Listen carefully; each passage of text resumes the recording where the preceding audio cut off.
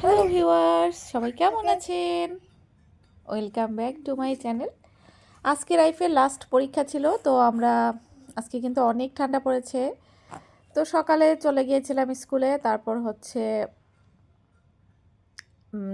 ওখানে গিয়ে দেখলাম রাবসার অবস্থা খুব খারাপ হয়ে গেছে ঠান্ডা লেগে।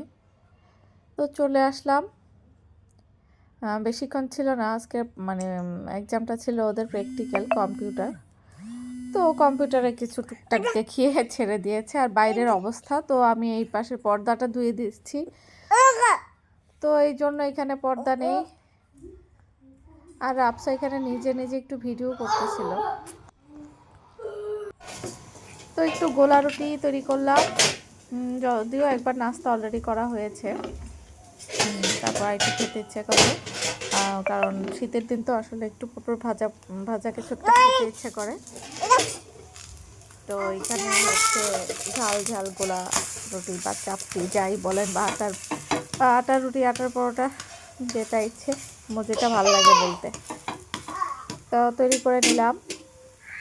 আর নিজের গাছের দুপুরে রান্না করলাম নিজের গাছের কচু শাক। তো আজকে একদম প্লেন কচু শাক রান্না করেছি, আগে সিদ্ধ করে তারপর হচ্ছে জাস্ট পেঁয়াজ আর তেলের মধ্যে বাগার দিয়েছি। কারণ হচ্ছে রাইফের বাবা একদম প্লেনটা খুব পছন্দ করে। আর রান্না করব একটু ইলিশ মাছ দিয়ে, ফুলকপি দিয়ে আলু। ইলিশ মাছটা আসলে আমার ছিল আগে রাখা, তো ভাবতেছি কি করব আবার একটু সবজিও রয়ে গেছে। তো যা আছে তা দিয়ে একটা কিছু করে ফেললাম।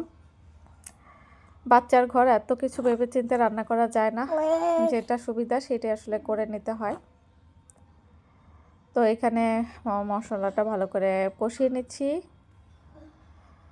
তো এই সবজিগুলিও কিন্তু চুয়াডাঙ্গা থেকে আনা সবজি, এখনও শেষ হয়নি। আরও কিছু আমি হচ্ছে হালকা একটু লবণে সিদ্ধ করে আমি কিছু ডিপ করে রেখে দিয়েছি।